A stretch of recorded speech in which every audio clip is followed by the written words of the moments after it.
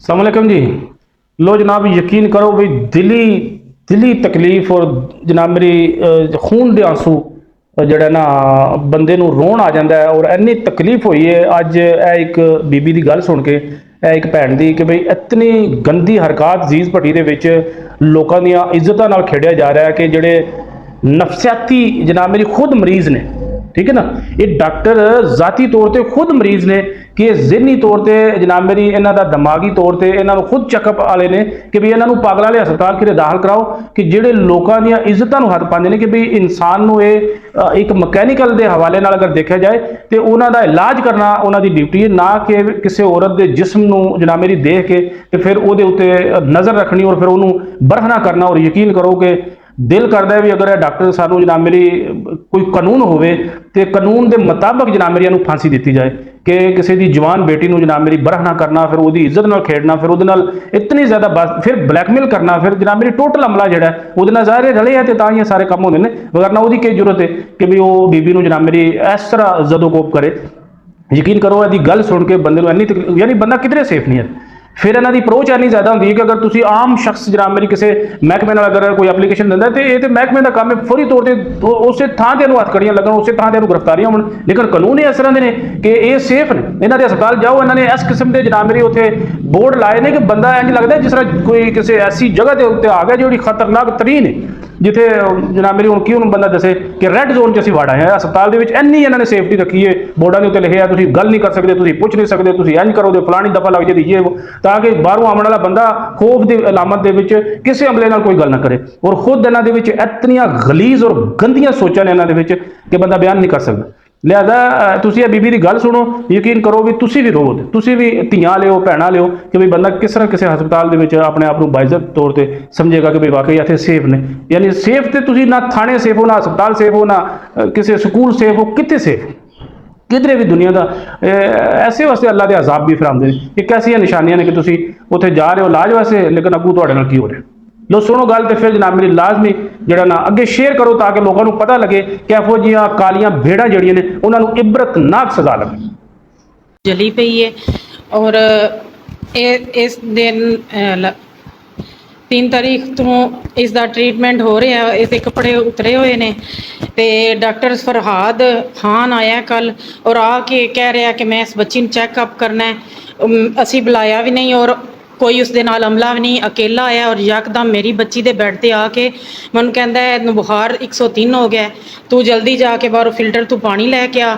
मैं क्या मेरे को 3 बोतलां पानी दियां ताज़े दियां पईयां ने। उन्हें कहा नहीं ये नहीं चाहिए, तू जाके ठंडे पानी की टूटी तू पानी लैके आ।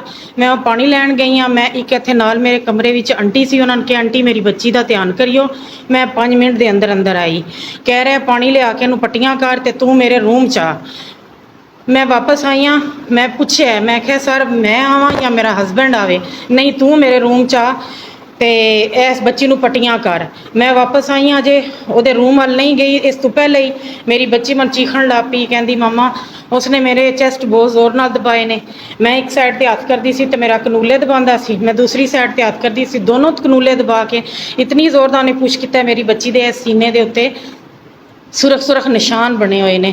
तो बच्ची मेरी दी कल दी ये कंडीशन है कि ਉਹਦੇ ਮੂੰਹ 'ਚ ਝੱਗ निकल रही है, बुखार 104 ਤੇ उसनों इतना मैंटली डिस्टर्ब हुई, इतनी उन्हें टेंशन ली इस चीज़ की कि शुरू तो ही इस हॉस्पिटल विच मेरी बच्ची कंप्लेन कर रही है कि इत्थे फीमेल स्टाफ नहीं है, मेल स्टाफ बहुत ज़्यादा ने। असी MS नाल भी रिक्वेस्ट की है कि सानू फीमेल स्टाफ प्रोवाइड करो, ना कि साढ़े कोल इतना अमला नहीं।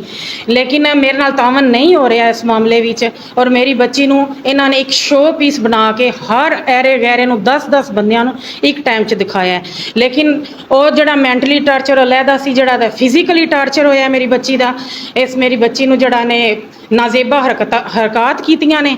मैं चाह रही हाँ कि ओदा कोई मेरी मेरी अल्लाह हुकाम अगे यही अपील है कि मेरी बच्ची दा ना इंसाफ किया जाए ਤੁਸੀਂ ਵੀ ਬੱਚੀਆਂ ਵਾਲੇ ਹੋ। ਮੇਰੀ ਬੱਚੀ ਨੂੰ ਛਾਲਿਆ ਗਿਆ ਹੈ ਤੇ ਮੇਰੀ ਬੱਚੀ ਦੀ ਇੱਜ਼ਤ ਤੁਸੀਂ ਇਸ ਬਾਬਤ ਕੋਈ ਐਮਐਸ ਨਾਲ ਕੋਈ ਗੱਲ ਕੀਤੀ ਜੀ ਹੈ? ਮੈਂ ਕੀਤੀ ਹੈ। ਮੈਂ ਸਟਾਫ ਨਾਲ ਜਾ ਕੀਤੀ, ਮੈਂ ਖਿੜਕੀਆਂ ਦਰਵਾਜ਼ੇ ਬੰਦ ਕਰਕੇ ਕੀਤੀ ਹੈ। ਮੈਂ ਰੋਪੀਆਂ ਨਾ ਮੇਰੇ ਨਾਲ ਤਾਵਨ ਕੀਤਾ, ਮੈਂ ਲੈ ਗਏ ਨੇ ਐਮਐਸ ਕੋਲੋਂ। ਐਮਐਸ ਕਹਿ ਰਹੇ ਨੇ ਸਾਡੇ ਵੀ ਮਹਿਕਮੇ ਦੀ ਬਦਨਾਮੀ ਹੋਈ ਦੀ, ਇਹਨਾਂ ਨੂੰ ਡਿਸਚਾਰਜ ਕਰ ਦਿਓ। ਅਸੀਂ ਇਲਾਜ ਕਰਾਉਣ ਆਇਆ, ਡਿਸਚਾਰਜ ਤੇ ਹੁਣ ਨਹੀਂ ਸੀ ਆਏ। ਜੇ ਅਗਰ ਇਹਦਾ ਉੱਥੇ ਮੰਡੀ ਬਾਵਲ ਦੀ ਟ੍ਰੀਟਮੈਂਟ ਹੁੰਦਾ ਸੀ, ਇੱਥੇ ਆਉਂਦੇ ਹੀ ਨਾ। ਜੇ ਇਤਨੀ ਗੰਦੀਆਂ ਇੱਥੇ ਹਰਕਤ ਔਰ ਇਤਨਾ ਗੰਦਾ ਇਹਨਾਂ ਦਾ এনवायरमेंट ਹੈ। ਫਿਰ ਐਮਐਸ ਮੇਰੇ ਰੂਮ 'ਚ ਆ ਕੇ ਮੈਨੂੰ ਬਕਾਇਦਾ ਬਲੈਕਮੇਲ ਕੀਤਾ ਹੈ ਕਿ ਤੂੰ ਆਪ ਹੀ ਕਿਹਾ ਸੀ ਮੇਰੀ ਬੱਚੀ ਦੀ ਇੱਜ਼ਤ ਉਛਲੇ ਦੀ, ਮੈਂ ਨਹੀਂ ਕਿਸੇ ਮੀਡੀਆ ਜਾਂ ਕਿਸੇ ਨੂੰ ਦੱਸਣਾ, ਤੇ ਹੁਣ ਤੂੰ ਕੀ ਕੀਤਾ, ਕਿਉਂ ਦੱਸੇ ਤੂੰ ਆਪਣੇ ਹਸਬੈਂਡ ਨੂੰ ਕਿਉਂ ਦੱਸਿਆ? ਮੈਂ ਕਿਹਾ ਤੁਹਾਡੀ ਬੱਚੀ ਇੱਥੇ ਹੁੰਦੀ, ਮਰਦੀ ਹੁੰਦੀ ਇਸ ਕੰਡੀਸ਼ਨ ਤੁਸੀਂ ਕਹਿੰਦੇ ਇਹਨੂੰ ਲੈ ਕੇ ਡਿਸਚਾਰਜ ਕਰਕੇ ਘਰ ਜਾ, ਤੁਸੀਂ ਟੁਰ ਜਾਣਾ ਸੀ। ਮੈਂ ਵੀ ਇੱਕ ਮਾਂ ਵਾਂ, ਤੁਸੀਂ ਕਿਸੇ ਵੀ ਮਾਂ ਕੋਲ ਪੁੱਛੋ ਉਹਦੀ ਬੱਚੀ ਦੀ ਇਹ ਕੰਡੀਸ਼ਨ ਹੋਵੇ ਔਰ ਉਸ ਨਾਲ ਇਹ ਹਾਲਤ ਹੋਈ ਹੋਵੇ, ਜੋ ਕੁਝ ਦਿਨ ਉਹਨੂੰ ਹਰੈਸਮੈਂਟ ਕੀਤਾ ਗਿਆ। ਚੀਖ ਕੇ ਮੇਰੀ ਬੱਚੀ ਨੇ ਦੱਸਿਆ ਮਾਮਾ ਮੇਰੇ ਨਾਲ ਇਤਨੀ ਬੁਰੀ ਹਰਕਤਾਂ ਡਾਕਟਰ ਨੇ ਕੀਤੀਆਂ। ਡਾਕਟਰ ਤੇ ਮੈਨੂੰ ਚੈੱਕ ਹੀ ਨਹੀਂ ਸੀ ਕਰ ਰਿਹਾ। ਡਾਕਟਰ ਤੇ ਉਸਨੂੰ ਅਸੀਂ ਆਪਰੇਟ ਕਰਾਇਆ ਤੇ ਅੰਡਰਵੀਅਰ ਪਾ ਕੇ ਮੈਂ ਸਟਾਫ ਕੋਲ ਪੁੱਛ ਕੇ ਇਹਨੂੰ ਭੇਜਿਆ। ਅੰਡਰਵੀਅਰ 'ਚ ਮੇਰੀ ਬੱਚੀ ਦਾ ਆਪਰੇਟ ਹੋਇਆ, ਲੇਕਿਨ ਇਹਨਾਂ ਨੇ ਇਸ ਡਾਕਟਰ ਬਦਤਮੀਜ਼ ਨੇ, ਹਵਸ ਪ੍ਰਸਤ ਨੇ, ਦੋਨਾਂ ਸਾਈਡਾਂ ਤੋਂ ਅੰਡਰ ਕਟਾ ਕੇ ਬਿਲਾ ਵਜ੍ਹਾ ਸਟਾਫ ਕਹਿ ਰਹੇ ਸੀ ਨਹੀਂ ਜ਼ਰੂਰਤ ਇਸ ਨੂੰ ਸ਼ੀ ਵਾਲੀ ਨਾਲੀ ਦੀ, ਉਹਨੇ ਸ਼ੀ ਵਾਲੀ ਨਾਲੀ ਵੀ ਲਵਾਈ ਹੈ। ਫਿਰ ਇਹਨੇ ਚੈੱਕ ਕਰਨ ਵਾਸਤੇ ਜਿਹੜੀ ਫੀਮੇਲ ਸੀ ਨਾ ਤੇ ਮੇਲ ਸੀ, ਉਸਨੂੰ ਕਹਿੰਦਾ ਤੂੰ ਪਿੱਛੇ ਹੋ ਜਾ ਆਂਟੀ ਮੈਨੂੰ ਚੈੱਕ ਕਰਨਾ ਹੈ। ਇਹਨੇ ਬੱਚੀ ਦੇ ਲੱਤਾਂ ਵਗੈਰਾ ਸਾਰੀਆਂ ਦਬਾ ਕੇ ਵੇਖੀਆਂ ਨੇ। ਇਹਨੇ ਮੇਰੀ ਬੱਚੀ ਨੂੰ ਨੰਗੀ ਹਾਲਤ 'ਚ ਵੇਖਿਆ ਹੈ। ਮੈਨੂੰ ਤੇ